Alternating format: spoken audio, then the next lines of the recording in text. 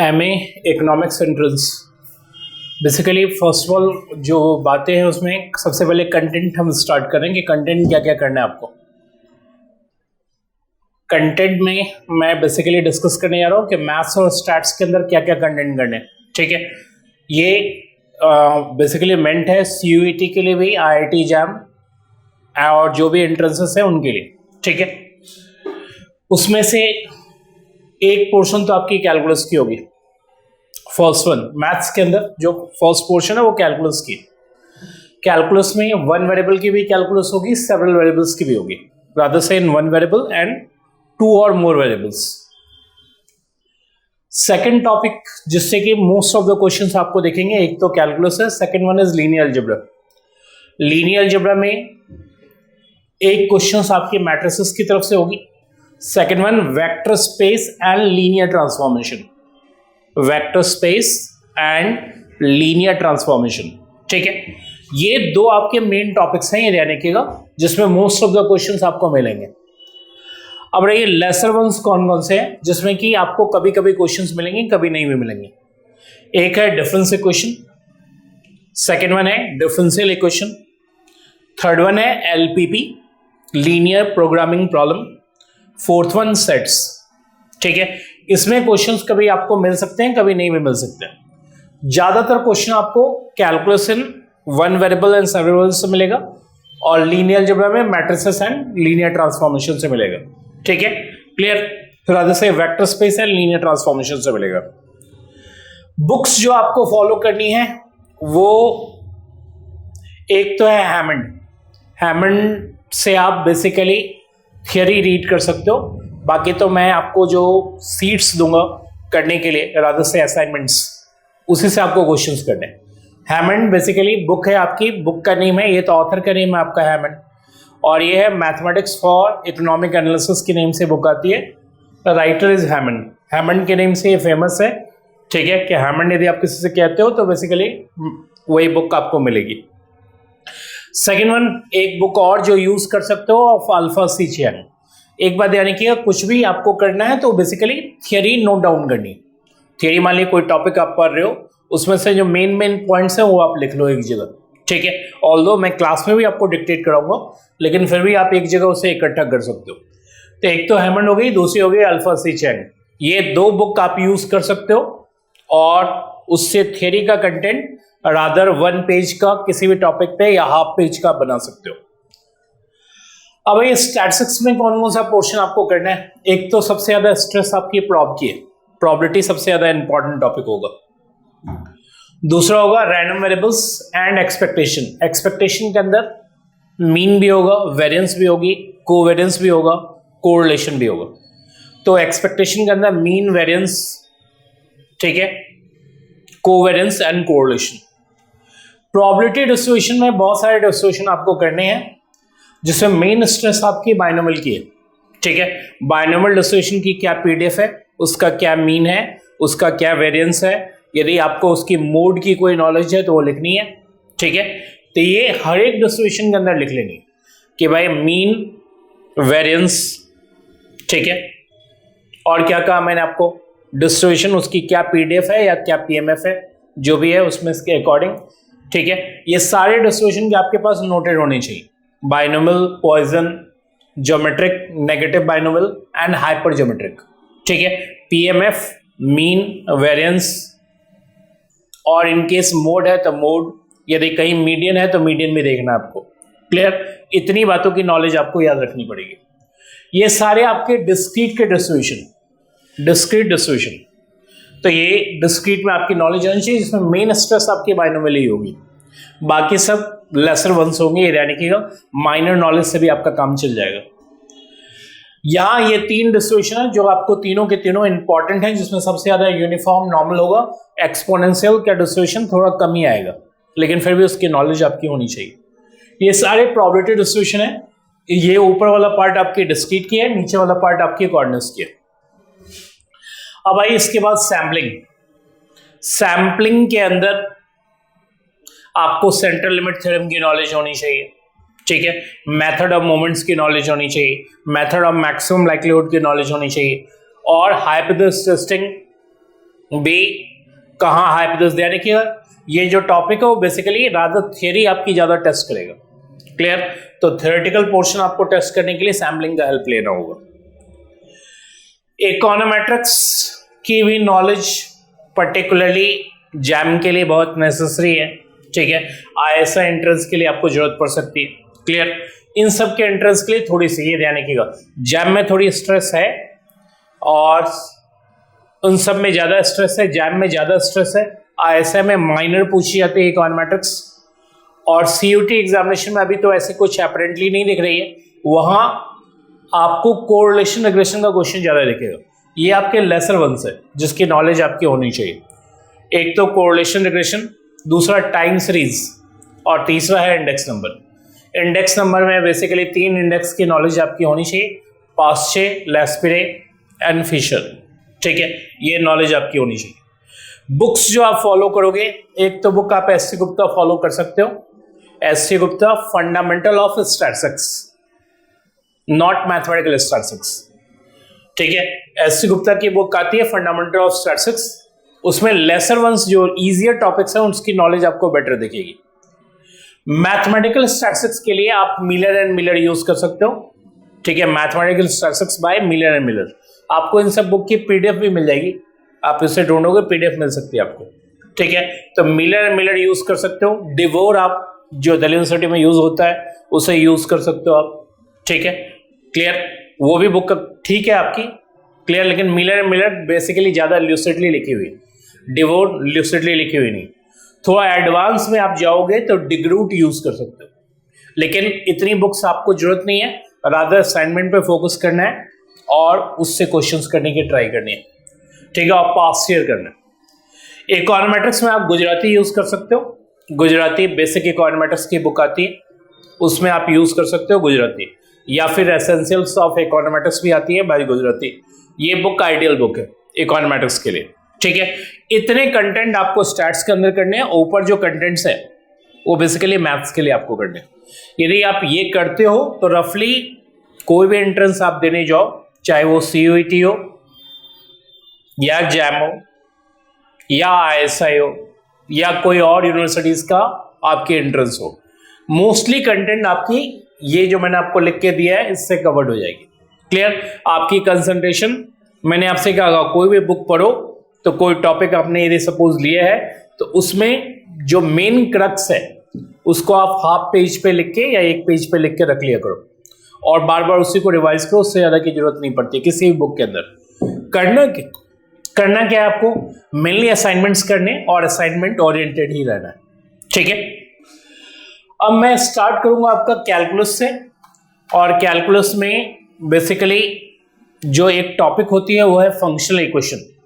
ठीक है, functional equation की नॉलेज किसी की भी नहीं होती इनिशियली। ठीक है, क्योंकि वो जनरली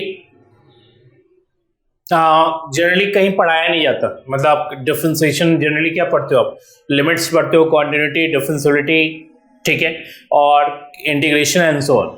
फंक्शनल इक्वेशन बेसिकली किसी क्वेश्चन के अंदर आएगा, चाहे वो डिफरेंशिएबिलिटी के अंदर आए, चाहे वो लिमिट के अंदर आए, या किसी और फंक्शन के अंदर आए, लेकिन वो एग्जामिनेशन में कभी ना कभी आपको मिलेगा, particularly ISI.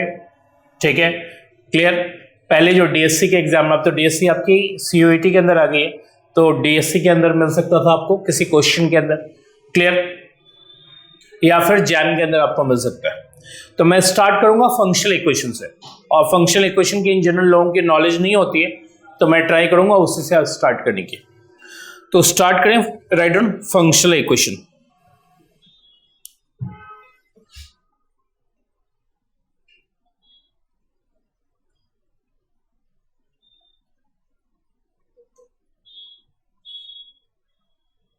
Put the heading.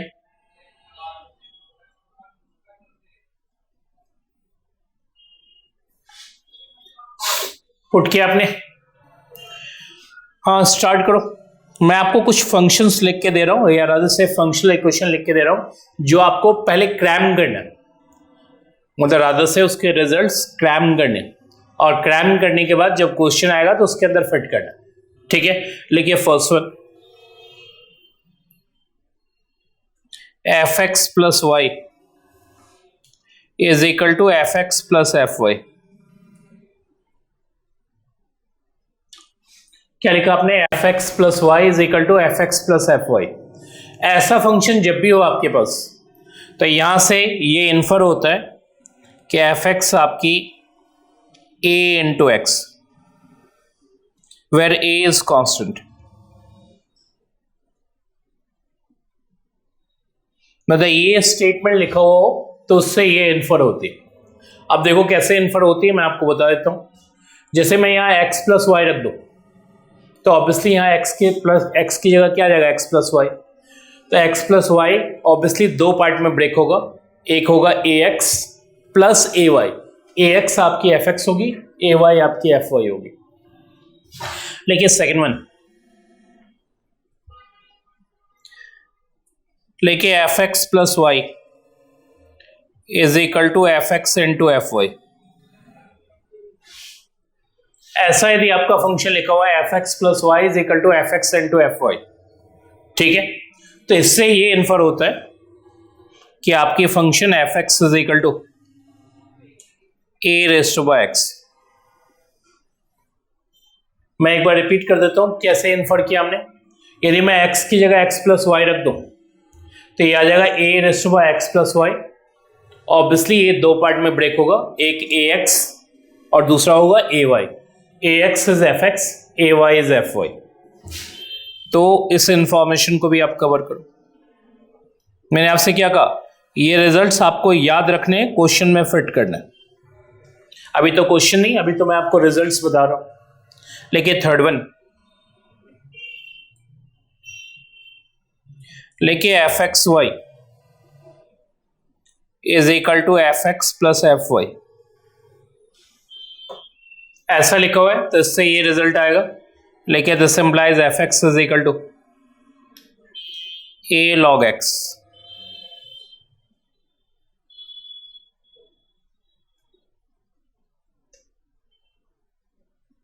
F x is equal to क्या लिखा आपने, ए लॉग एक्स। अब एक्स की जगह थी मैं एक्स वाई रख दूं, एक्स की जगह एक्स वाई रख दूं तो ये हो जाएगी ए लॉग एक्स वाई। ए लॉग एक्स वाई मीन्स ए लॉग एक्स वाई में ए तो बाहर हो गई। आपको मालूम है लॉग एक्स वाई क्या होती है, log x plus log y. तो ऑब्वियसली एक पार्ट आ जाएगा ए लॉग एक्स और दूसरा पार्ट आ जाएगा plus a log y. Log x y की नॉलेज आपको है, log x plus log y होता है। तो एफ एक्स वाई जब भी f x plus f y हो तो इससे ये इन्फर होती है। लेकिन fourth one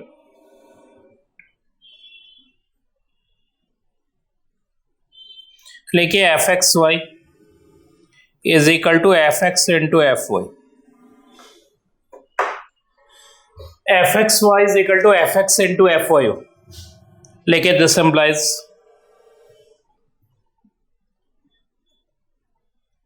f x is equal to x raise to by N.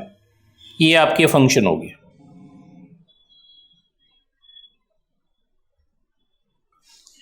आप x की जगह एक्स वाई रखोगे तो x y raise to by n हो जाएगा। ऑब्वियसली ये x raise to by n into y raise to by n हो जाएगा। X raise to by n is f x और y raise to by n is f y. लेकिन fifth one लेके f x into f one by x is equal to one. F x into f one by x is equal to one लिखा आपने। लेकिन this implies f x is equal to plus minus x raise to by N.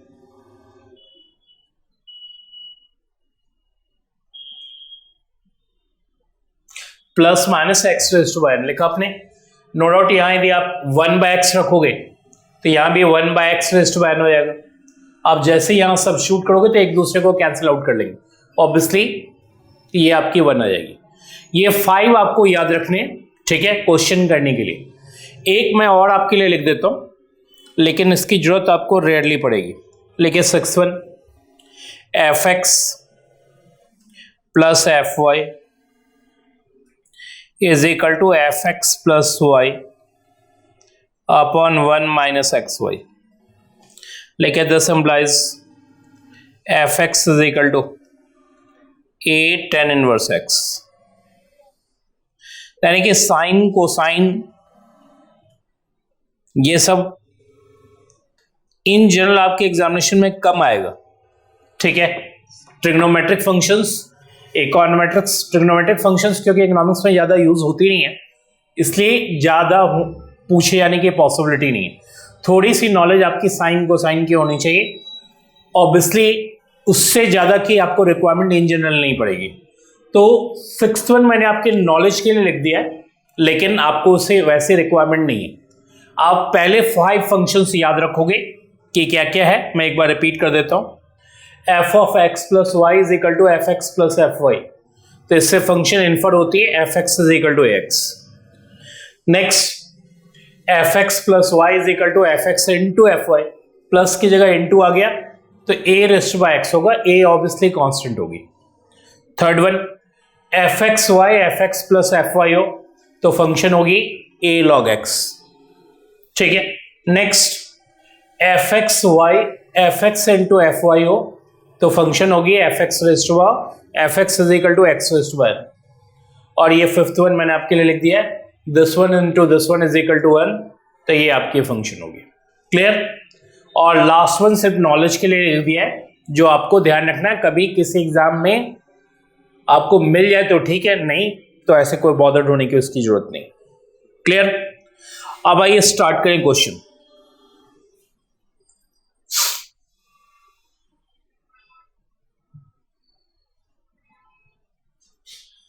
पहले straight forward जो question है वो मैं आपके लिए यूज करूंगा, ठीक है, फिर थोड़ा सा जो टिपिकल होगा वो देखेंगे।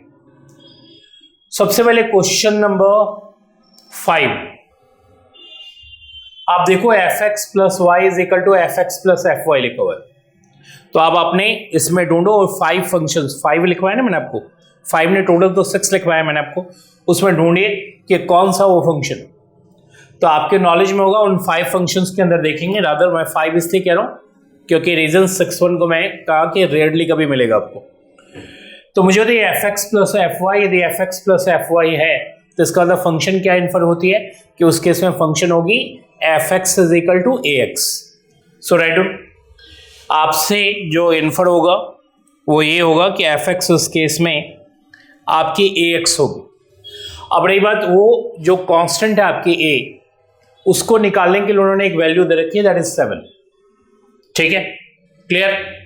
और फिर जो पूछा जा रहा है वो उसकी बात आगे लिखी हुई, तो स्टार्ट की राइट। क्या था question? F x plus y is equal to f x plus f y, तो यहां से आपकी फंक्शन इन्फर हुई f x is equal to x, ठीक है। अब रही बात, इसके बाद क्या लिखा हुआ है कि उस a को निकालने के लिए उन्होंने आपको एक वैल्यू दे रखी है एफ ऑफ 1 7, और फिर पूछा जा रहा है कि r is equal to 1 to n f r निकालो। चलिए स्टार्ट करें। उन्होंने दिया आपको f of 1, obviously a into 1 हो जाएगा, और ये वैल्यू गिवन है 7, इसका मतलब ये आपकी 7 हो गई। क्लियर। तो इसका मतलब फंक्शन क्या हो गया आपका, therefore f x is equal to 7x, ये आपकी फंक्शन आ गई। ये ध्यान रखिएगा, ये रिजल्ट तक सबसे पहले पहुंचना है। अब जो पूछा है उसकी बात करें। उन्होंने आपसे पूछा है कि summation r is equal to 1 to n f r बताओ। तो आपको कुछ नहीं करना है, एक बार r की वैल्यू 1 रखनी है, 2 रखनी है, एंड सो ऑन, तो हो जाएगी f of 1 plus f of 2 plus f of n होगा। ये हो जाएगी 7 into 1 plus 7 into 2 plus 7 into n। Take 7 common, तो हो जाएगी 1 प्लस 2 अप टू n, 1 से लेकर n तक का summation, that is n into n plus 1 divide by 2। Obviously यही आंसर होगा, आप देख लो कि कौन सी जगह वो आंसर है आपका। 1 से लेकर n तक का समेशन आपकी नॉलेज में ही n into n plus 1 divide by 2, so 7 into n plus 1 divide by 2, ये आपका है फाइनल आंसर। आप देखो which one, obviously D part. ठीक है, तो क्वेश्चन नंबर 5 हमने कर लिया। अब आइए क्वेश्चन नंबर 4, लिखा हुआ f x plus y is equal to f x into f y. उन 5 या 6 फंक्शंस जो भी आपके पास है उनको चेक करके बताओ कि इससे क्या इन्फर होगा।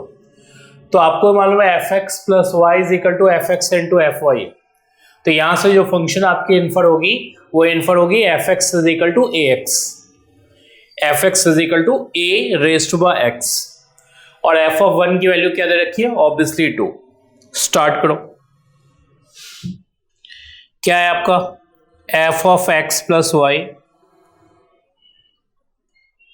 Is equal to f x into f y. यहां से जो एफ एक्स आपकी इन्फर हो रही है वो ए रेज टू बाय एक्स।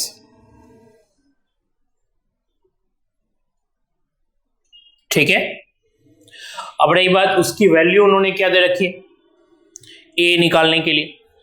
ए निकालने के लिए उन्होंने दे रखा है कि एफ ऑफ 1 2 है, तो लिखिए we have f of 1 is equal to a raised to power 1 is equal to 2. This implies a is equal to 2. लिखिए therefore fx is equal to 2 raised to by x. a raised to by x means 2 raised to by x. यहां तक कोई problem? a की value 2 है तो obviously 2 raised to by x. अब आइए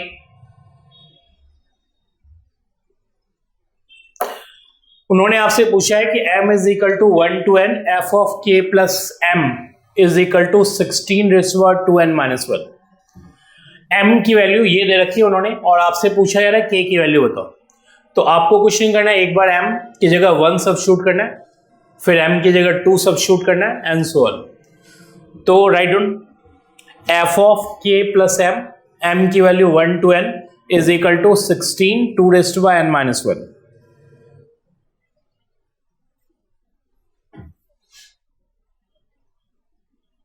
Just a minute.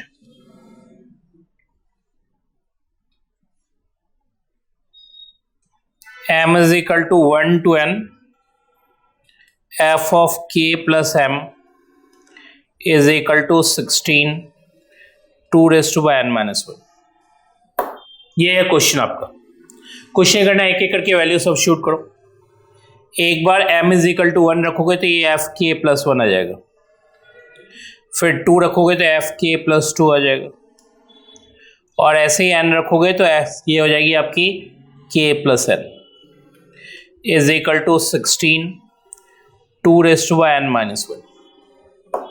ठीक है, नेक्स्ट ये आपकी हो जाएगी 2 raise to by k plus 1। आपकी फंक्शन क्या थी, 2 रेज़ टू बाय x थी, यहाँ सब्स्टिट्यूट करना k प्लस 1 तो 2 raise to by k plus 1।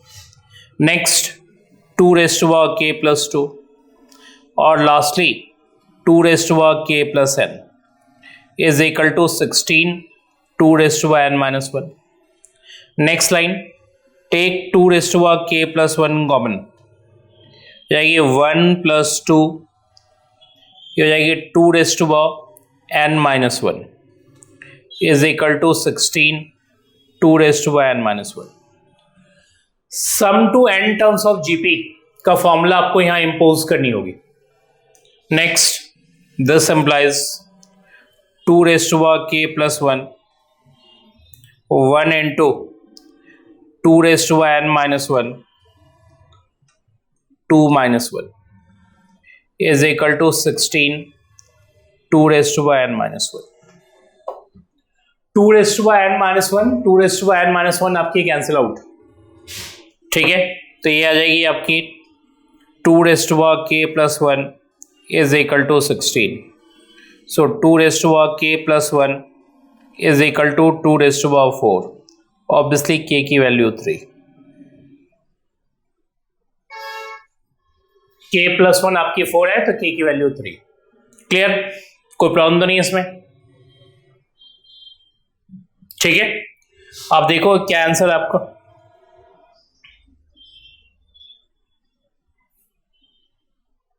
के की वैल्यू आपकी 3। क्लियर। तो क्वेश्चन नंबर आपका 4 हो गया सेम पैटर्न का। अब रही बात कुछ वैसे क्वेश्चंस जो एपरेंटली उस फॉर्मूले के अकॉर्डिंग नहीं है। ठीक है, क्लियर। मतलब आप क्वेश्चन देखोगे तो आपको नहीं लगेगा कि वही 5 फॉर्मूले के अंदर है। क्लियर। अब रही बात यदि आप उसमें कुछ एडजस्टमेंट करोगे तो वो फॉर्मूला आपको दिखेगा, जिसमें मैं क्वेश्चन नंबर 1, 2, 3 ले रहा हूं। ये तीनों उसी टाइप के क्वेश्चन, मतलब अपेरेंटली आपको वो 5 फॉर्मूले में से नहीं मिलेगा। ठीक है, लेकिन एडजस्टमेंट के बाद वो चीजें आपको दिखेगी। आप पढ़ो इस क्वेश्चन को। क्वेश्चन नंबर 1 सेम पैटर्न का होगा, क्वेश्चन नंबर 2 सेम पैटर्न का होगा, क्वेश्चन नंबर 3। तो सबसे पहले पढ़ो, एफ एक्स क्या है? पॉलिनोमियल फंक्शन है, और f x into f y is equal to क्या है? F x y minus f x minus f y. और मैंने आपसे क्या कहा कि जनरली ये जो वैल्यू होती है वो कांस्टेंट निकालने के लिए होती है। आपसे पूछा एफ ऑफ -2 क्या है, तो आप पहले फंक्शन कॉपी करो। Just a minute.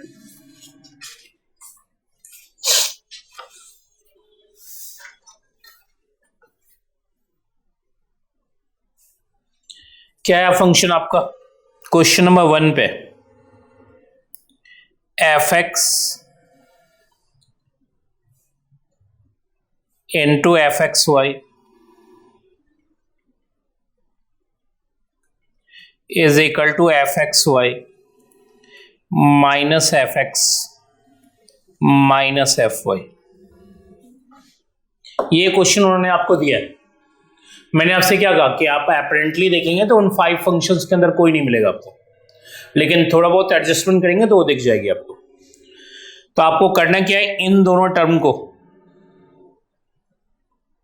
सबसे पहले लेफ्ट साइड कर लो, तो ये आ जाएगी f x plus f y plus f x into f y is equal to f x y. Clear. अब आपको कुछ नहीं करना है, इन दोनों के अंदर कॉमन देखो क्या आ रहा है, तो आप कॉमन लो, ये हो जाएगी एफ एक्स कॉमन, ये आ जाएगी आपकी 1 प्लस एफ वाई। सेम बात यहां रिपीट कर दो, 1 प्लस एफ वाई। ध्यान रखना आप एफ वाई आपके पास सिर्फ एक्स्ट्रा था, मैंने इसे 1 प्लस एफ वाई लिख दिया इसके अकॉर्डिंग। ठीक है, जो यहां है उसी के अकॉर्डिंग यहां भी लिख दिया। इसका मतलब 1 हमने एक एक्स्ट्रा टर्म यूज किया, इस 1 को आप इधर लिख दो। भाई यहां एक 1 एक्स्ट्रा है तो मैंने उसकी जगह वो 1 लिख दिया। Just a minute, f x y plus 1। ठीक है, यहां तक अब इसे लिखो, लिखो एफ एक्स प्लस 1 एक ब्रैकेट में हो जाएगा, दूसरा एफ वाई प्लस 1 दूसरे ब्रैकेट में होगा, और इधर आपकी राइट साइड होगी f x y plus 1। Clear. अब कुछ मत करो, आप इस फंक्शन को ले लो जी एक्स, कि हमारा ये फंक्शन जी एक्स है, तो ये ऑब्वियसली जी वाई हो जाएगी, और ये आपकी जी एक्स वाई हो जाएगी। इंडिकेट करो, ये हमारी जी एक्स, ये हमारी जी वाई, तो ये ऑब्वियसली जी एक्स वाई। ठीक है, मुझे बताओ जी एक्स, मैंने क्या कहा आपसे कि आप ये सपोज करो कि ये जी एक्स है, तो ये ऑब्वियसली जी वाई होगी, वो जी एक्स वाई हो जाएगी। अब मुझे बताओ उन 5 फंक्शंस के अंदर कि आपके पास ये है कि जी एक्स वाई या रादर से f x y is equal to f x into f y, तो वो आपके पास है। तो वैसे सोचो जी एक्स वाई हमारी जी एक्स इंटू जी वाई, तो इससे जी एक्स क्या इन्फर होती, जी एक्स आपकी इन्फर होती है, क्या लिखवाया था मैंने आपको, एक्स रेज़ टू 1। ठीक है, क्लियर। जी एक्स आप देखेंगे f x into f y, यदि एफ एक्स वाई हो तो आपकी फंक्शन एफ एक्स होती है एक्स रेज़ टू 1, तो सेम पोजिशन आपकी है। जी एक्स हमारी है क्या, f x plus one is equal to x raise to n, so finally f x is equal to x raise to n minus one. यहां तक की पोजीशन हम एक्वायर कर चुके हैं। क्लियर, कोई प्रॉब्लम यहां तक? अब आओ कि उन्होंने क्या वैल्यू आपको दी है। उन्होंने दे रखी है आपको एफ ऑफ 2 7 है, तो एफ ऑफ 2 निकालो, 2 raise to by n minus one is equal to 7, तो ये आपकी हो जाएगी 2 raise to by n is equal to 8, that is 2 raise to power 3, तो इसका मतलब एन आपकी 3 हो गई। क्लियर, तो आपकी फंक्शन क्या हो गई, therefore f x is equal to x cube minus one by x raise to by n function थी जिसमें मैंने 3 रख दिया आपका, तो एक्स क्यूब माइनस वन। अब जो भी आपसे पूछा जाए एफ ऑफ माइनस टू बताओ, तो हो जाएगी minus two cube minus one, that is minus 9। Clear, ये आपकी फाइनल पोजीशन होगी। नेक्स्ट सेम पैटर्न पे आपका क्वेश्चन नंबर 2 होगा और सेम पैटर्न का आपका क्वेश्चन नंबर 3 होगा। मैं आपको हिंट देता हूं कि क्या करना है। क्वेश्चन नंबर 2 में भी यही काम करना है आपको कि भाई ये जो दो टर्म है आपके, इन दोनों को आप लेफ्ट साइड कर लेना और ट्राई करना, तो आपसे क्वेश्चन सॉल्व हो जाएगा। और सेम आपका क्वेश्चन नंबर 3 है, तो 3 मैं आपके लिए सॉल्व कर देता हूं, although pattern same. Question number 3, ठीक है, आ जाइए। क्वेश्चन नंबर 3 क्या कह रहा है, उन्होंने क्वेश्चन नंबर 3 में आपको दिया है function f x into f one by x is equal to f x plus f one by x. मैंने आपसे क्या कहा कि वो जो 5-6 फंक्शंस आपके पास हैं उसमें से अपेरेंटली कोई नहीं, लेकिन एडजस्टमेंट करने के बाद वो चीजें दिख सकती है आपको। सबसे पहले इन दोनों को उधर की तरफ कर देना, या तो लेफ्ट करो या राइट करो, जो भी आप करोगे। तो लिखो this implies f x plus f one by x minus f x into f one by x is equal to 0। यहां कॉमन लो इन दोनों में, एफ एक्स कॉमन आएगी आपकी, क्या आ जाएगा 1 minus f one by x. भाई आप कॉमन लोगे तो एफ एक्स कॉमन आएगी, ये रह जाएगी आपकी टर्म। इस वाले टर्म को भी ऐसे ही लिखो, 1 minus f one by x. Just a minute,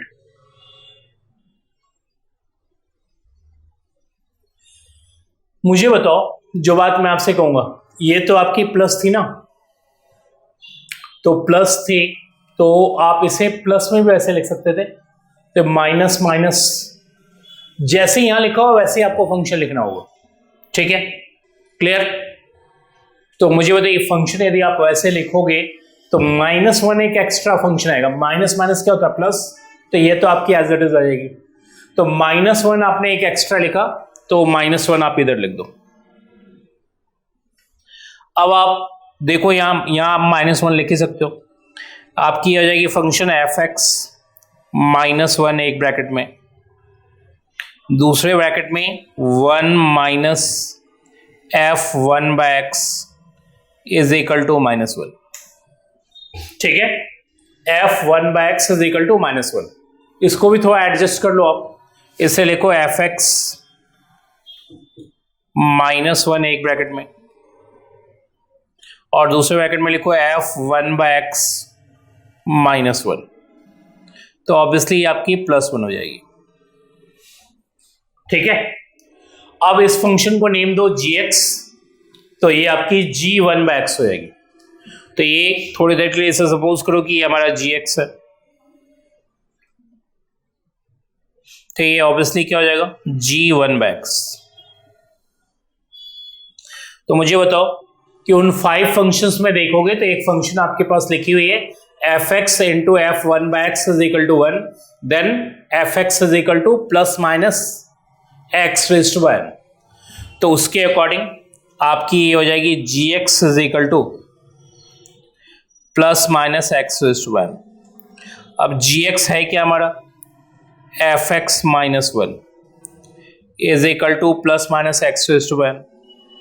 तो फाइनली f(x) क्या होगी f(x) is equal to 1 plus minus x raise to n। यानी कि ये जनरली फंक्शन दोनों नहीं होगा, या तो प्लस होगा या माइनस होगा। अब रही बात प्लस होगा या माइनस होगा, वो इस बात पर डिसाइड करेगा कि फाइनली उन्होंने दे क्या रखा आपको। तो एक उन्होंने वैल्यू दे रखी है f(-2) 33, ये ऑब्वियसली n निकालने के लिए दिया है, ठीक है। तो और साथ में प्लस माइनस भी डिसाइड करेगा। तो लिखो f(-2), लिखो 1 plus minus -2 raise to n is equal to 33।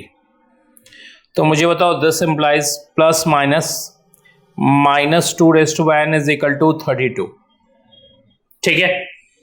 तो मुझे बताओ कि यदि मैं n के ऊपर 5 पावर लूं तो ये हो जाएगी -2 के ऊपर 5 पावर, तो ऑब्वियसली -2 के ऊपर 5 पावर -32 देगा। क्या देगा -32। तो उस केस में आपको नेगेटिव कंसिडर करनी पड़ेगी, ठीक है। तो आप इसे लिखो this implies negative -2 raise to n is equal to 32, so n is equal to 5। तो इसका मतलब ये बात कंफर्म हो गई कि n की वैल्यू तो 5 है, और साथ में फंक्शन में ये भी डिसाइड हो गया कि प्लस माइनस में माइनस लेने पे 32 आएगा। तो इसका मतलब ये हुआ कि आपकी फंक्शन फाइनली निकली f(x) is equal to 1 plus minus में माइनस और x के ऊपर 5 पावर। अब रही बात उन्होंने वैल्यू क्या दे रखी है, क्या पूछी आपसे f(1) बताओ। तो f(1) तो आप बता ही सकते हो, f(1) होगी आपकी 1 minus 1 raise to power 5, obviously 0। Clear है, कोई प्रॉब्लम यहां तक। सो आंसर आपका ए पार्ट आंसर आपका। ये सेकंड क्वेश्चन आप खुद कर लेना सेम पैटर्न का। तो मैंने आपको क्वेश्चन नंबर 1, 3, 2 आपका होमवर्क है, आप इसे ट्राई करो। अब आओ दूसरे पैटर्न का क्वेश्चन। दूसरे पैटर्न में जाने से पहले क्वेश्चन नंबर 9 और क्वेश्चन नंबर 10 करें। ये आपके एक बार एग्जामिनेशन में आया हुआ है, राधा से पहले के जो डीएससी होती थी उसके एग्जामिनेशन के अंदर था question number 9 and question number 10। पहले मैं आपसे क्वेश्चन नंबर 10 की बात करूंगा क्योंकि इस क्वेश्चन में कुछ नहीं। आप पहले क्वेश्चन पढ़ो। लिखा हुआ है suppose a real valued function f is defined for all real numbers accept 0, ठीक है, पूरे रियल नंबर के लिए डिफाइंड है 0 छोड़कर, and satisfies this equation f(x)y is equal to f(x) plus fy, ठीक है, for all x y in domain, ठीक है। और डोमेन क्या है, पूरा रियल वैल्यूड फंक्शन है एक्सेप्ट 0। तो पहले तो ये बताओ कि वो ये जो लिखा हुआ है वो 5 फंक्शंस के अंदर है या नहीं। तो ऑब्वियसली 5 फंक्शंस के अंदर है। यहां से आपकी इन्फर होगी कि f(x) क्या है, a log x है। भाई उन 5 फंक्शंस को चेक करो तो आपको मिलेगा कि f(x) आपकी a log x है। देखो यहां से हमने इन्फर कर लिया कि f(x) is equal to a log x है, ठीक है, कोई दिक्कत यहां तक मैंने आपको लिख के दिया। अब मुझे बताओ log x कब डिफाइंड होता है। तो log x तो उस केस में डिफाइंड होता है ना जब x ग्रेटर देन 0 होता है। लेकिन क्वेश्चन क्या कह रहा है, क्वेश्चन ये कह रहा है कि suppose a real valued function F is defined for all real numbers, zero छोड़कर, और हमारा एक्स क्या है, ग्रेटर देन जीरो, क्योंकि लॉग डिफाइंड ही तब होती है जब वो ग्रेटर देन जीरो। इसका मतलब इस फंक्शन में आपको थोड़ी सी एडजस्टमेंट करनी पड़ेगी, ठीक है, जिससे कि पूरे रियल नंबर के लिए डिफाइंड हो जाए जीरो छोड़कर। क्या करना है आपको, इस एक्स के अंदर मॉड ले लेना। अब ये फंक्शन आपकी पूरे रियल नंबर के लिए डिफाइंड हो गई जीरो छोड़कर। क्लियर। अब आ जाइए, क्या क्या पूछा उन्होंने, F of one F of minus one होना चाहिए। आपको मालूम है F of one log one का मॉड होगा, लॉग वन का मॉड मतलब लॉग वन होगा, ऑब्वियसली जीरो होगी। F of minus one log modulus of minus one होगा, लॉग वन होगा, ऑब्वियसली जीरो होगी। ठीक है, ये भी सेटिस्फाइड हो गई आपकी। और f X F of minus x के इक्वल होगा ऑब्वियसली, क्योंकि मॉडलस नेगेटिव को पॉजिटिव कर देता है। अब उन्होंने पूछा है कि कौन कौन सा स्टेटमेंट ट्रू है, तो मेरे हिसाब से फर्स्ट वन भी ट्रू है, सेकंड वन भी ट्रू है, obviously both are true. C part answer होगी। सिर्फ एक बात ध्यान रखनी है, इस फंक्शन के अंदर माइनर सी एडजस्टमेंट है, एक्स की जगह मॉड एक्स लगाना है। क्यों लगाना है, जिससे फंक्शन पूरे रियल नंबर के लिए डिफाइंड हो जाए एक्सेप्ट जीरो। क्लियर। बाकी कहीं क्वेश्चन में कोई प्रॉब्लम नहीं है, स्ट्रेट फॉरवर्ड आपका आंसर होगा। Next I question number 9। Suppose this function positive real number two real number है और ये आपकी है। सबसे पहले आप इसको इंटीग्रेट कर दो।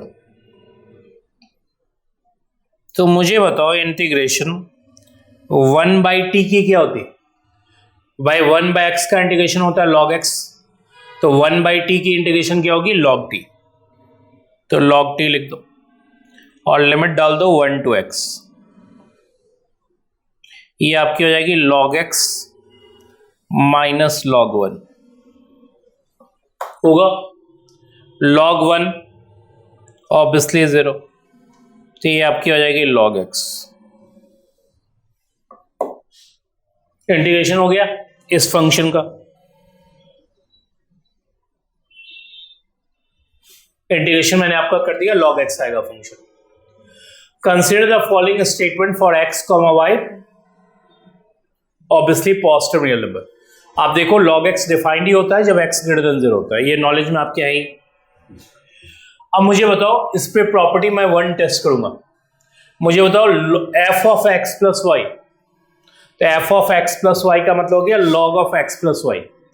मुझे देखिए log of x plus Y का फॉर्मूला क्या होता है, तो आपको मालूम है log of x plus Y का कोई फॉर्मूला नहीं होता, ठीक है, log ऑफ एक्स वाई का होता है, log of x plus Y का नहीं होता। इसका मतलब फर्स्ट वन कभी भी होल्ड नहीं करेगा इस वाले आंसर के ऊपर, ठीक है।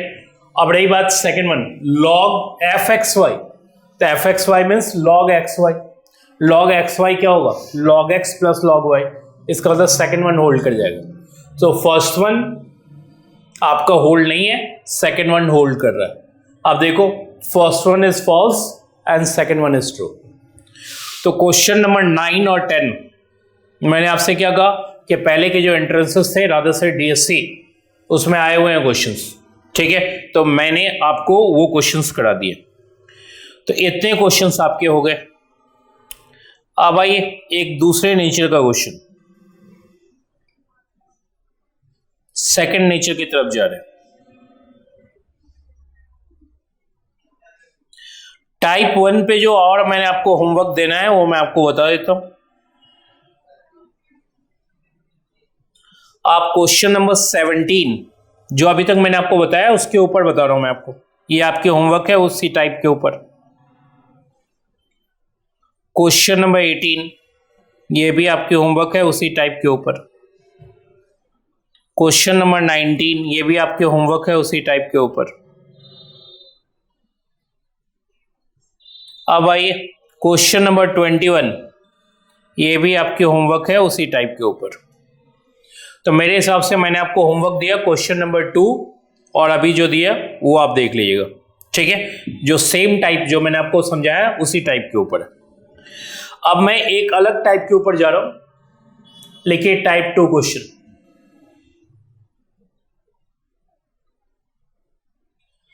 टाइप 2 मैं पहले आपको समझाऊंगा, उसके बाद उससे रिलेटेड क्वेश्चंस मैं आपको होमवर्क में दूंगा। ये आपकी क्वेश्चन नंबर 6, क्वेश्चन नंबर 6 लिखो। टाइप 2 में कौन कौन से क्वेश्चन है? क्वेश्चन नंबर 6, ठीक है। और कौन सा है? क्वेश्चन नंबर 6 के बाद पहले लिख लो आप एक ही जगह, या that would be much better. Question number 20, question number 6, question number 20, question number 16, 16, question number 15, question number 14। इतने क्वेश्चन टाइप 2 के होंगे, ठीक है। तो मैं आपको एक दो क्वेश्चन इसमें समझा देता हूं, बाकी आप खुद ही ट्राई करेंगे। क्लियर? तो आइए सबसे पहले मैं आपको ये समझाऊं। क्वेश्चन नंबर 6 क्या क्वेश्चन कह रहा है? ये आपकी फंक्शन है, आप इसे कॉपी कर लो। क्या लिखा हुआ? A F x plus B F one by x is equal to X minus one, और उनको चाहिए एफ ऑफ 2 की वैल्यू, ठीक है। क्वेश्चन नंबर 6 की बात कर रहा हूं मैं आपसे। क्या लिखा हुआ है? A F x plus B F one by x is equal to X minus one, और आपसे पूछा है एफ ऑफ 2 निकालो। तो यदि हम डायरेक्ट 2 सब्स्टिट्यूट कर देंगे तो कुछ भी नहीं आएगा, ठीक है। तो सबसे पहले इस तरह के क्वेश्चंस के अंदर आपको यह समझना है कि इक्वेशन 2 कैसे बनेगी। तो इक्वेशन 2 बनने का जो तरीका है वो यहां से पिक करोगे। यहां x है, यहां 1/x है, तो आपको इक्वेशन 2 यदि बनानी है तो इन दोनों के बीच में रिलेशन देखो। तो ऑब्वियसली ये रेसिप्रोकल का रिलेशन, यहां x है तो वहां 1/x है। तो इक्वेशन 2 यदि आपको बनानी है तो आप x की जगह 1/x रख दोगे, यही सबसे अच्छा तरीका है। इक्वेशन 1 तो ये ऑटोमेटिकली उन्होंने दे ही दिया। इक्वेशन 2 बनाने के लिए इन दोनों के बीच का रिलेशन देख लेना कि क्या रिलेशन, जो रिलेशन है वो उसी से आपकी इक्वेशन 2 बनेगी। तो यहां x है तो यहां 1/x है, तो मैं क्या करूंगा? इक्वेशन 1 के अंदर x की जगह 1/x रख दूंगा। तो ये आ जाएगी A F 1/x, B x की जगह 1/x रखोगे तो ऑब्वियसली x हो जाएगी। ये हो जाएगी B F x is equal to 1/x minus 1। Clear? कोई प्रॉब्लम तो नहीं? अब ये दो इक्वेशन सॉल्व कर लो, आपका आंसर आ जाएगा, मतलब रादर से फंक्शन आ जाएगा, फिर उसमें 2 सब्स्टिट्यूट कर देना, आंसर आ जाएगा। तो जैसे आप इक्वेशन सॉल्व करते हो ना, 2x plus 3y is equal to 5, 3x minus 4y is equal to 8, वैसे सॉल्व करोगे। मुझे ये टर्म एलिमिनेट करना है, सॉरी ये टर्म नहीं, रादर ये टर्म एलिमिनेट करना है 1/x वाला, क्योंकि f ऑफ 2 उसी से मिलेगा। तो ऑब्वियसली मैं एक तो देखो fx का यहाँ कॉन्स्टेंट क्या है a, और यहाँ क्या है b, इसे एलिमिनेट करना है तो आप इसी पे ध्यान दो। यहाँ है b और यहाँ है आपकी a। तो आपको कुछ नहीं करना है, पहले इक्वेशन को a से मल्टीप्लाई कर दो और दूसरे इक्वेशन को b से मल्टीप्लाई कर देना। यहाँ a है ना, तो b से मल्टीप्लाई करेंगे तो a भी हो जाएगा, और यहाँ a से मल्टीप्लाई करेंगे तो a भी हो जाएगा, फिर दोनों को सबट्रैक्ट करेंगे तो आपकी कैंसिल आउट हो जाएगी, ठीक है। तो आओ तो इसे सॉल्व करें। इक्वेशन 1 को मैंने कहा a से मल्टीप्लाई कर दो, तो हो जाएगी a square F x plus A B F 1/x is equal to a into X minus 1। दूसरा क्या हो जाएगा आपका? ये हो जाएगा b square F X, b से मल्टीप्लाई करना है सेकेंड इक्वेशन को, plus A B F 1/x minus B 1/x minus 1। First equation को a से मल्टीप्लाई, सेकेंड इक्वेशन को b से मल्टीप्लाई, ये यानी कि 1/x है आपका ये। अब आप सबट्रैक्ट कर लो, सबट्रैक्ट करोगे तो मेरे हिसाब से ये टर्म आपकी कैंसिल आउट हो जाएगी। अब मुझे बताओ ये क्या आ जाएगा? a square minus B square into F x is equal to a x minus 1 minus B 1/x-1। तो इसका मतलब फंक्शन आपकी हो गई F x is equal to a into X minus 1 minus B into 1 minus X minus 1 divided by A square minus B square. Function आपकी तैयार है। अब इससे जो वैल्यू आपसे पूछे वो निकाल सकते हो। क्या पूछा गया है? एफ ऑफ 2 बताओ। तो एफ ऑफ 2 हो जाएगा a इंटू 2 माइनस 1, ऑब्वियसली 1 आएगी, माइनस बी इंटू 1/2 माइनस 1, ये आपकी 1/2 हो जाएगी। तो 1/2 माइनस 1 का मतलब b/2 हो जाएगी। b/2 ने माइनस प्लस b/2, और नीचे क्या आ जाएगी? a square minus B square. एक बार x की जगह यहाँ 2 रखना, वहाँ 1/2 माइनस 1, तो ये आपकी पोजीशन होगी। ये आपकी हो जाएगी 2a प्लस बी अपॉन क्या? 2a इंटू ए स्क्वायर माइनस बी स्क्वायर। कोई प्रॉब्लम? क्लियर है? देखो कौन सा आंसर।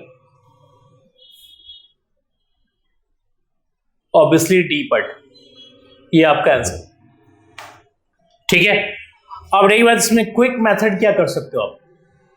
क्विक मेथड ये है कि यदि उन्होंने एफ ऑफ 2 पूछा है तो एक बार x की जगह 2 रख देना, तो एक इक्वेशन बन जाएगी आपकी।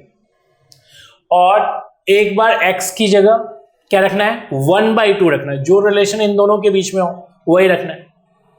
तो एक बार 2 रखना है और एक बार क्या मैंने बताया आपको 1/2 रखना है, तो आपका आंसर तुरंत आ जाएगा। मेथड 2 यदि जाए तो मैंने आपसे क्या कहा? एक बार जल्दी करना है क्वेश्चन, तो ठीक है। तो एक बार आपको 2 रखना है, तो 2 रखोगे तो क्या आ जाएगा? AF2 plus BF1/2 clear is equal to 2 minus 1, that is 1। और दूसरा AF½ प्लस BF2 हो जाएगी, हाफ रखना है सेकेंड वन में, तो ये हो जाएगी ½ -1, हाफ -1 हो जाएगी आपकी, क्योंकि एक बार 2 रखा आपने, एक बार हाफ रखा, तो ये ½ -1 दैट इज -½ आप इन दोनों इक्वेशन को भी सॉल्व करोगे तो आपका सेम आंसर आएगा। आपको एलिमिनेट कौन सा करना है? ऑब्वियसली एलिमिनेट करना है, ठीक है। पहले इक्वेशन को आप a से मल्टीप्लाई कर दो, दूसरे इक्वेशन को किससे मल्टीप्लाई कर दो? b से, और सब्ट्रैक्ट कर दो। तो मुझे बताओ मल्टीप्लाई करें तो ये हो जाएगी a² मैं यहीं कर देता हूँ, प्लस AB, और ये आपकी a हो जाएगी, ये हो जाएगी AB, ये हो जाएगी b², और ये हो जाएगी -b/2। अब यदि मैं डायरेक्ट सब्ट्रैक्ट कर दूं, डायरेक्ट कर दिया मैंने, तो आप माइनस करोगे, माइनस प्लस हो जाएगी, ऑब्वियसली ये आपकी कैंसिल आउट हो जाएगी। तो मुझे बताइए क्या आ जाएगा? a² minus b² f(2) is equal to a plus b/2। So finally f(2) आपकी हो जाएगी a plus b/2 divide by a² minus b²। So आप उसी आंसर पे फिर पहुंच रहे हो, लेकिन ये ज़्यादा क्विक मेथड, ठीक है भाई। इतना आपके पास टाइम नहीं होगा एग्जामिनेशन में जितना मैं आराम से आपको करवा रहा हूँ, इतने टाइम नहीं होंगे। तो आपको क्विक करना है तो ये करना है प्रोसीड, क्लियर। अब आइए नेक्स्ट क्वेश्चन, क्वेश्चन नंबर 6 मैंने आपको बता दिया। मैंने क्या कहा था आपसे कि इस पैटर्न का आपको क्वेश्चन मिलेगा क्वेश्चन नंबर 14, ये भी आपका होमवर्क है, ठीक है। क्विक करने के लिए मैंने आपसे क्या कहा कि इन दोनों के बीच का रिलेशन रखना है आपको, x और 1 माइनस एक्स। मतलब आप इक्वेशन 2 बनाना चाहते हो तो x की जगह 1 माइनस एक्स रखोगे, क्लियर, समझ में आ रही बात? तो वो प्रोसेस आपको करनी पड़ेगी, ठीक है। ये लॉन्ग मेथड होगा, पहले लॉन्ग मेथड से करना, फिर शॉर्ट मेथड से करना। सेम पैटर्न का आपका क्वेश्चन नंबर 15 होगा। दोनों मेथड आप ट्राई करो, प्रॉपर मेथड भी और ये भी। वहां भी x की जगह 1 माइनस एक्स रखोगे, इक्वेशन 2 आपकी बनेगी। यहां 16 भी आपकी होमवर्क है टाइप 2 की। fx प्लस 2, अब मैंने क्या कहा, x की जगह 1 अपॉन 1 माइनस एक्स रखना, तो आपकी इक्वेशन 2 बन जाएगी। ठीक है, क्लियर। थोड़ा बहुत कभी कभी एडजस्टमेंट की भी जरूरत पड़ सकती है, ध्यान रखिएगा। मैंने आपको जो तरीका बताया उसमें माइनर एडजस्टमेंट की जरूरत पड़ सकती है। अब ये देखो, एक बार एग्जामिनेशन में है ये क्वेश्चन नंबर 2 टाइप 2 का ही क्वेश्चन है। 2fx 3f of minus X is equal to 55 minus 7x। ये पूछा है f ऑफ 3 बताओ। तो लॉन्ग मेथड ये होगा कि x की जगह माइनस एक्स रखना है, तो आपकी इक्वेशन 2 बनेगी, फिर दोनों इक्वेशन सॉल्व करना है। शॉर्ट मेथड ये होगा कि एक बार x की जगह 3 और एक बार x की जगह -3 रखना है, क्योंकि x और माइनस एक्स के बीच में ये रिलेशन होता है। तो यदि मैं x की जगह 3 रखूं तो हो जाएगी 2f3 plus 3f of -3 is equal to क्या आ जाएगी, 55 माइनस 21। 55 माइनस 21 आपकी कितनी होगी, ऑब्वियसली 34 आपकी एक होगी।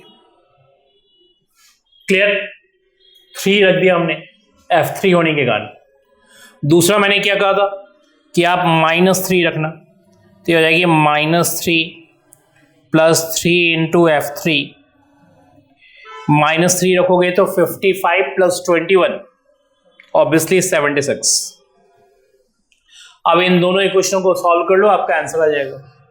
तो आपको कुछ नहीं करना है, ये टर्म कैंसिल आउट कर देना चाहिए, क्योंकि आपको ये जरूरत नहीं है। इसलिए इस इक्वेशन को आप 2 से मल्टीप्लाई कर दो, तो 2 से मल्टीप्लाई करोगे तो ये 68 हो जाएगा, और इस इक्वेशन को आप 3 से मल्टीप्लाई कर देना। ठीक है, तो ये मेरे हिसाब से आपकी हो जाएगी 228। तो 228 में से 68 सब्ट्रैक्ट करो, तो कितनी होगी आप मुझे बताओ। 228 में से 68 सब्ट्रैक्ट करेंगे तो मेरे हिसाब से ये आपकी आ जाएगी 160, और ये आपकी हो जाएगी 9 माइनस 4, मतलब 5 आएगी। तो 160 को 5 से डिवाइड दोगे तो 32 आएगी। 32 आंसर है, ऑब्वियसली 32 आंसर है। मैंने क्वेश्चन वर्बली कर दिया है, आप भी चाहो वर्बली कर सकते हो, लेकिन पहले प्रैक्टिस करनी होगी प्रॉपर तरीके से, फिर आप उससे वर्बली करते रहना। तो दिस इक्वेशन को मल्टीप्लाई कर लेना आप किससे, 3 से, और उसको मल्टीप्लाई कर लेना ऑब्वियसली 2 से, और this equation minus this equation करोगे तो डायरेक्ट आंसर आ जाएगा। ठीक है, इसी पैटर्न का मैंने आपको 3-4 क्वेश्चन दे दिए जो आपको होमवर्क ट्राई करना है। अब आइए type 3 question. Type 3, write down type 3।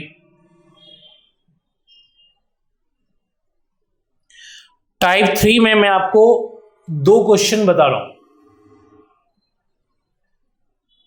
एक है क्वेश्चन नंबर 7 और एक है क्वेश्चन नंबर 8। तो सबसे पहले क्वेश्चन नंबर 7, उसके बाद क्वेश्चन नंबर 8 की बात करेंगे। ये ध्यान कि ये जो 5 आपके पास फंक्शन है, ऑब्वियसली उन 5 फंक्शंस के अंदर तो नहीं है। ऐसा कोई फंक्शन मिले तो एक बात ध्यान रखिएगा कि जो बहुत सीधी सी बात मैं आपको बताऊंगा, जितना वो देखने में कॉम्प्लिकेटेड होगा उतना ही सॉल्व करने में वो इजी होगा, प्रोवाइड दैट जो इंफॉर्मेशन आपके पास है उसका आप बेस्ट पॉसिबल यूज करो। ठीक है, तो सबसे पहले आप क्वेश्चन नंबर 8 हो, उसी पैटर्न का 7 भी होगा। मुझे बताओ कि f ऑफ 1 हमारे पास 2 है, तो मैं कुछ नहीं करूंगा, मेरे पास एक ही इंफॉर्मेशन है, उसी का यूज करूंगा। तो मैं क्या करूंगा कि y या x में से किसी एक को मैं 1 ले लूंगा, क्योंकि वही इंफॉर्मेशन हमारे पास अवेलेबल है। ठीक है, तो यदि मैं इसे 1 ले लूं तो ये क्या आ जाएगी 2fx, ये क्या आ जाएगी fx, y की जगह 1 लिया मैंने तो हो जाएगी 2fx, ये हो जाएगी fx रेज टू पावर 1, और ये हो जाएगी f1 raise to power x। मतलब y या x में से किसी एक को 1 लेना है, मैंने y को 1 ले लिया तो हो जाएगी 2fx, fx raise to power 1, और ये हो जाएगी f1 raise to power x, जहां f1 की वैल्यू उन्होंने 2 दे रखी है। क्वेश्चन सॉल्व है आपका। क्या किया हमने, जस्ट अ मिनट, यहीं से सॉल्व कर लेते हैं। मैंने आपसे क्या कहा कि भाई आप y की जगह 1 ले लो, ठीक है, या x की जगह 1 ले लो, लेकिन मैंने फिलहाल कहा है y की जगह 1 ले लो, तो ये हो जाएगी 2fx,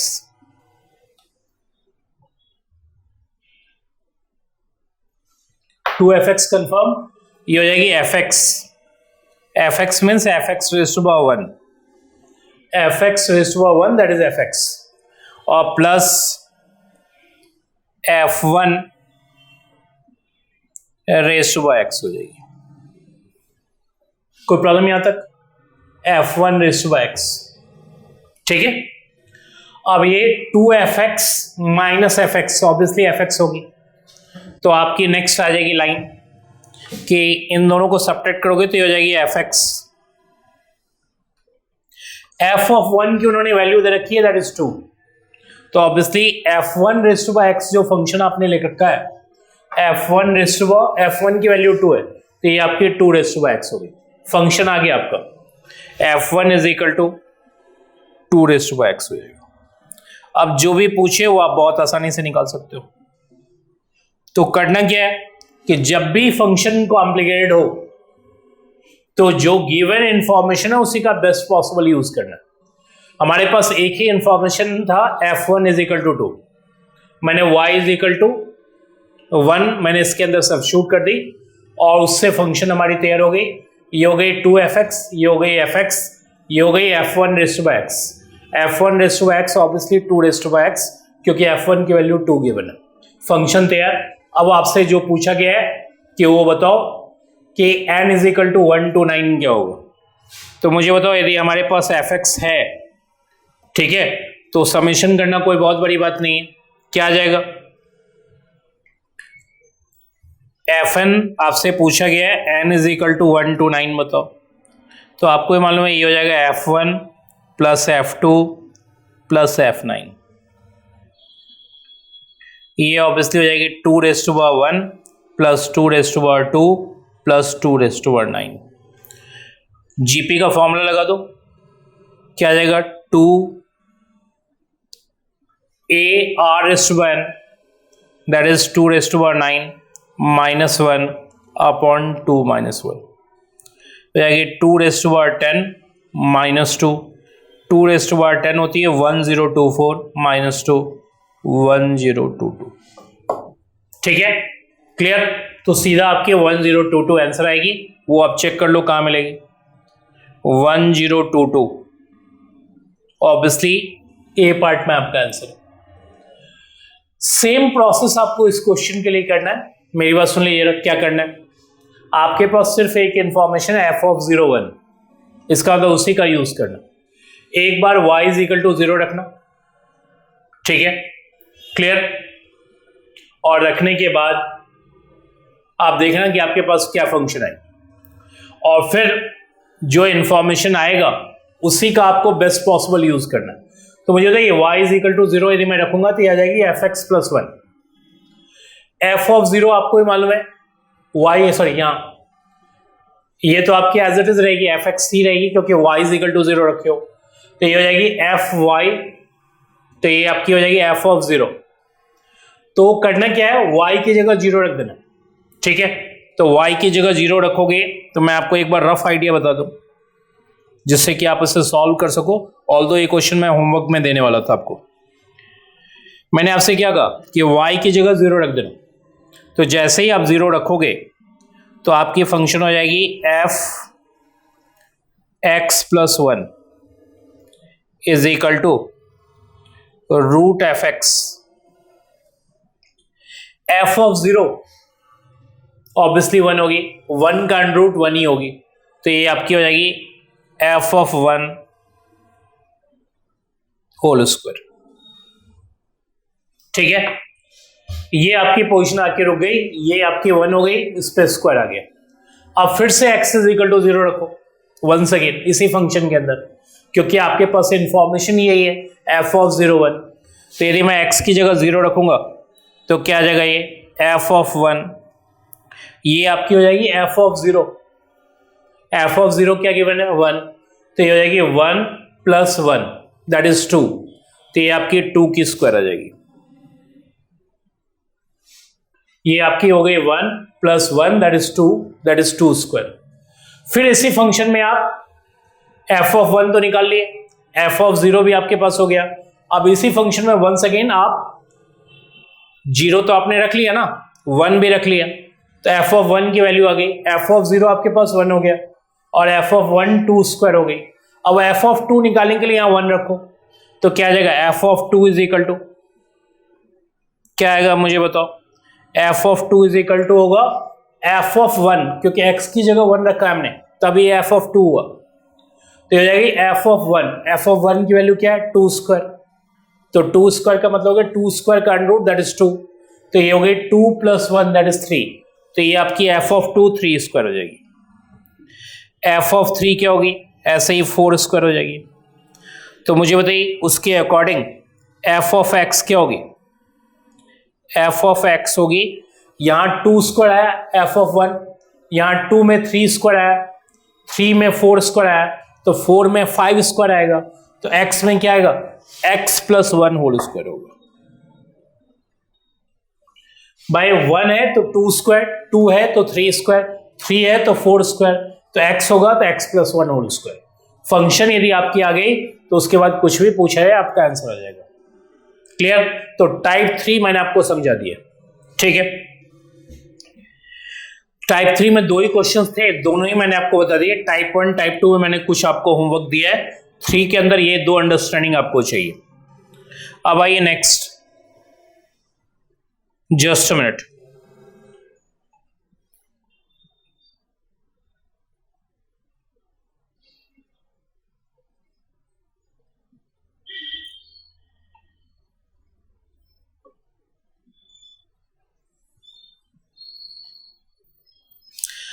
अब आइए नेक्स्ट, एक टाइप मुझे और आपको समझाना है, ठीक है, जिसपे कि आपको अंडरस्टैंडिंग बनानी है।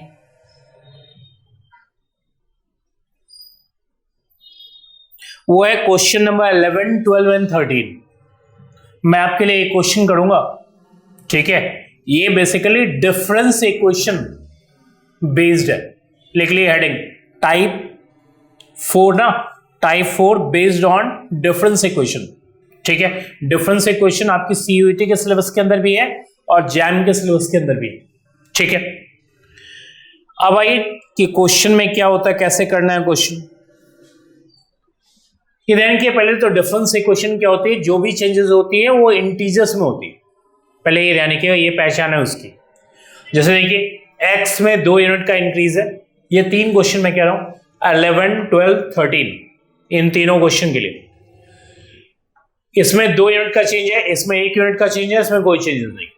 तो जब भी चेंजेस होगी या तो 1 यूनिट आगे जाएगा, या 2 यूनिट आगे जाएगा, या 3 यूनिट आगे जाएगा, या 1 यूनिट पीछे आएगा। 1 यूनिट पीछे का मतलब एफ एक्स माइनस 1, 1 यूनिट आगे का मतलब एफ एक्स प्लस 1, 2 यूनिट आगे होने का मतलब एफ एक्स प्लस 2, इस तरह का क्वेश्चन, ठीक है। अब उन्होंने ये क्वेश्चन आपको दिया है, क्लियर, जिसमें एफ ऑफ 0 एफ ऑफ 1 की वैल्यू है आपके पास, एफ ऑफ 2 की वैल्यू पूछी जा रही है। तो चलिए स्टार्ट करें। मैंने क्वेश्चन 11, 12 एंड 13 3 क्वेश्चन लिए, टाइप 4 की तरफ जा रहे हैं, बेस्ड ऑन क्या, डिफरेंस इक्वेशन।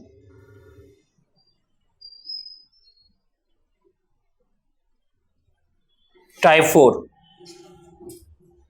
क्लियर कट लिख लीजिएगा, डिफरेंस इक्वेशन, ठीक है। यानी कि इक्वेशन फंक्शनल इक्वेशन है, लेकिन टाइप उसकी डिफरेंस इक्वेशन की। और मैंने आपसे क्या कहा, वो क्लियर कट आपके सिलेबस में क्या है क्वेश्चन आपका, F x plus 2 minus 5 F x plus 1 plus 6 F x is equal to 0, ठीक है। पहले तो मैं आपको कुछ सिंबल समझाऊं। यदि आपका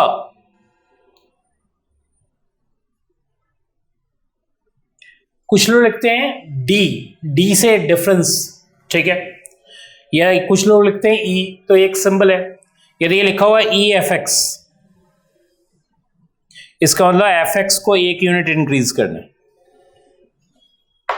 मैंने आपसे क्या कहा, ई एफ एक्स जब भी लिखा हो तो इसका मतलब ये माना हो गया कि एक्स एक यूनिट इंक्रीज है।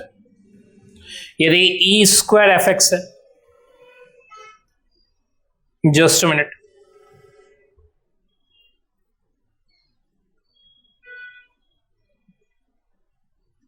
ई स्क्वायर एफ एक्स है, तो ये अंडरस्टूड है कि ये ई एफ एक्स है। ई एफ एक्स मैंने आपको समझाया क्या है, एफ एक्स प्लस वन, उसमें एक यूनिट और इंक्रीज कर दो तो एफ एक्स प्लस टू आ जाएगा। ये सिंबल्स हैं जिसको समझना है आपको। कुछ लोग डी लिखते हैं, कुछ लोग ई लिखते हैं, कुछ लोग एल भी लिखते हैं, एल मतलब लैग, ठीक है। तो यदि ई एफ एक्स है, इसका मतलब एक्स में एक यूनिट का इंक्रीज है, ई स्क्वायर एफ एक्स है, एक्स में 2 यूनिट का इंक्रीज है, ई क्यूब एफ एक्स है, एक्स में 3 यूनिट का इंक्रीज है, e raised to power minus one f x है, तो एक्स में 1 यूनिट का डिक्रीज है, e raised to power minus two f x है, तो एक्स में 2 यूनिट का डिक्रीज है, ठीक है। तो सबसे पहले आप फंक्शन लिखो, इसे लिखो ई स्क्वायर एफ एक्स, इसे क्या लिख सकते हो 5e एफ एक्स, और ये तो अपने आप में एफ एक्स है ही, इज इक्वल टू 0, ठीक है।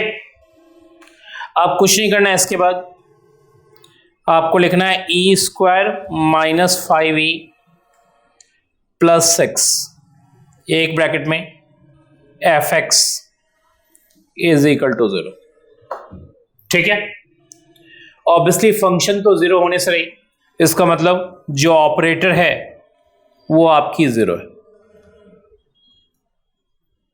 यहां तक कोई प्रॉब्लम? यहां से आपकी ई की वैल्यू एक तो 2 आएगी और एक 3 आएगी। क्वाड्रेटिक क्वेश्चन जैसे सॉल्व करते हैं, एक फैक्टर ई माइनस 2 होगी, एक फैक्टर ई माइनस 3 होगी। ध्यान रखिएगा, ये जो क्वाड्रेटिक क्वेश्चन आया, आपको मालूम है क्वाड्रेटिक क्वेश्चन के 3 तरह के रूट्स होते हैं, ठीक है। एक रियल एंड डिस्टिंक्ट, एक होता है रियल एंड इक्वल, और एक होता है imaginary. Imaginary means complex number, ठीक है। आपके कोर्स में कॉम्प्लेक्स नंबर नहीं है, इसलिए मैं उसकी बात नहीं करूंगा, ठीक है। अब रही बात रियल एंड डिस्टिंक्ट, तो ऑब्वियसली आपको करना है रियल एंड इक्वल करना है। इमेजिनरी मेरे हिसाब से छोड़ दीजिए, या देखेंगे जब भी बताना होगा मैं बता दूंगा आपको, क्योंकि इकोनॉमिक्स में इमेजिनरी की कोई बात ही नहीं होती, रादर से कॉम्प्लेक्स नंबर की कभी कोई बात नहीं होती। तो इन जनरल ये माना जाता है कि इमेजिनरी की इन जनरल कोई क्वेश्चंस बनने नहीं चाहिए। तो यदि आपकी ये 2 वैल्यू आ गई है, तो एक को नेम दे दो अल्फा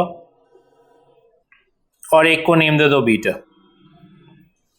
अब आपको इस केस में सॉल्यूशन याद रखनी, डिफरेंशियल इक्वेशन सॉल्यूशन जैसे डिफरेंशियल इक्वेशन में याद करते हैं वैसे ही डिफरेंशियल इक्वेशन में भी याद करते हैं। क्लियर? ऑब्वियसली ये जो आपकी इक्वेशन बनी है वो सेकंड ऑर्डर की बनी, इसलिए जो क्वेश्चन है वो सेकंड ऑर्डर डिफरेंशियल इक्वेशन की, ठीक है। By e raise to power 2 मतलब second order, e raise to power 1 मतलब फर्स्ट ऑर्डर। तो ऑब्वियसली सेकंड ऑर्डर क्या है, आपको सॉल्यूशन याद रखनी है। लेकिन the solution will be given by, लेकिन the solution will be given by, लेकिन f x is equal to a alpha raise to by x plus b beta raise to by x.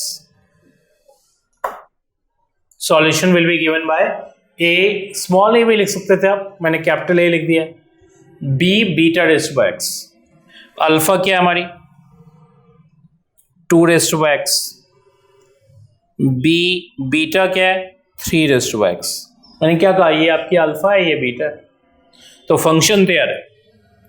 आपको मालूम है यहाँ 2 अननोन है आपके, एक है ए और दूसरा है बी, तो 2 अननोन के कॉरस्पॉन्डिंग 2 वैल्यूज आपको उन्होंने दे रखी होगी, ठीक है। तो मुझे बताओ, एक उन्होंने वैल्यू दे रखी है एफ ऑफ 0 0, तो लिख दो एफ ऑफ 0 हो जाएगी a into 2⁻0 b into 3⁻0 is equal to 0। तो फाइनली आपकी इक्वेशन हो गई a plus B is equal to 0। एक इक्वेशन आपकी ये होगी। दूसरा उन्होंने दे रखा है एफ ऑफ 1 1 है, एफ ऑफ 1 का मतलब a into 2⁻1 b into 3⁻1 is equal to 1। So finally 2a plus 3b is equal to 1। इन दोनों इक्वेशनों को सॉल्व करना है, सॉल्व करते ही आपका आंसर आ जाएगा। ठीक है, तो मुझे बताओ ये फाइनली हो क्या गई? हो गई 2a plus 3b is equal to 1, और यहाँ कर दो ट्वाइस फर्स्ट इक्वेशन को, तो 2a plus 2b is equal to 0। Subtract करोगे तो ये आपकी cancel out, b is equal to 1 आ जाएगी, और b इज इक्वल टू 1 का मतलब a इज इक्वल टू -1। तो मुझे बताओ एफ एक्स क्या हुई आपकी? तो एफ एक्स हो गई a इंटू 2⁻x, तो हो गई -2⁻x plus b into 3⁻x, तो ये 3⁻x हो गई। ये इक्वेशन आ गई आपकी।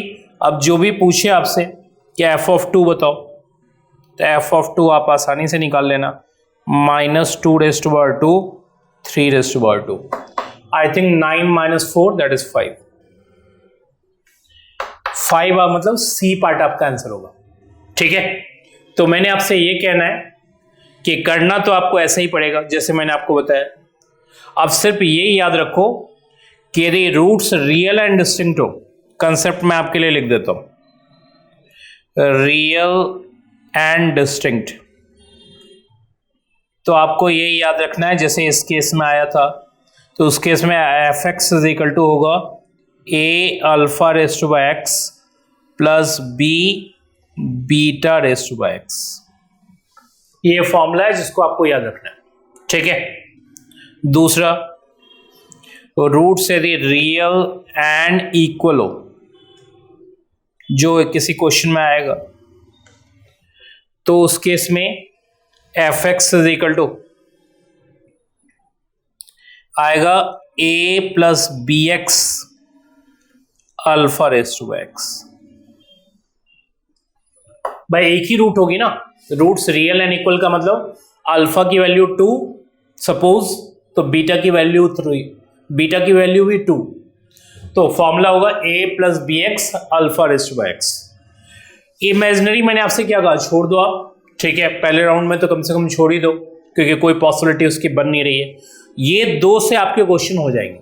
ठीक है, तो आपको ये 2 क्वेश्चन आपको दे रहा हूं मैं, ऑल्दो ये क्वेश्चन डायरेक्ट भी हो सकता था। यदि मैं x की जगह 0 रख दूं तो ये हो जाएगी f of 2 -5 of f of 1 plus 6 f0। तो 5 ऑफ f ऑफ 1 क्या दे रखा था, 1, ये हो गई -5 और प्लस f ऑफ 0 क्या दे रखा था, 0, तो ये आपकी हो गई 0। तो वैसे ही वैल्यू हो जाएगी f ऑफ 2 की वैल्यू 5। लेकिन इतना सिंपल होगा नहीं क्वेश्चन जितना मैंने आपको यहां दे रखा है। क्या किया मैंने आपसे क्या कहा कि ऐसा जनरली होगा नहीं कि आप x इज इक्वल टू 0 रखते ही आंसर दिख जाए आपको, उसके लिए आपको एफर्ट करनी पड़ेगी। तो मैंने आपसे क्या कहा है, 2 फॉर्मूले याद रखने, एक a into alpha raise to by x plus b into beta raise to by x, और दूसरा मैंने कहा रूट्स रियल एंड इक्वल हो, इसका मतलब दोनों रूट सेम है, तो उसके लिए फॉर्मूला क्या है, F x is equal to a plus B X alpha raise to by X. Question करने का तरीका ये होगा, जैसे इस केस में ये हो जाएगा e square -4e plus 4, e square -4e plus 4 होने का मतलब e -2 whole square, e -2 whole square करेंगे तो e इज इक्वल टू 2 आएगी और e इज इक्वल टू 2 आएगी। ठीक है, इसमें रियल एंड इक्वल का क्वेश्चन लगेगा, आप इसको ट्राई करके देखना। नेक्स्ट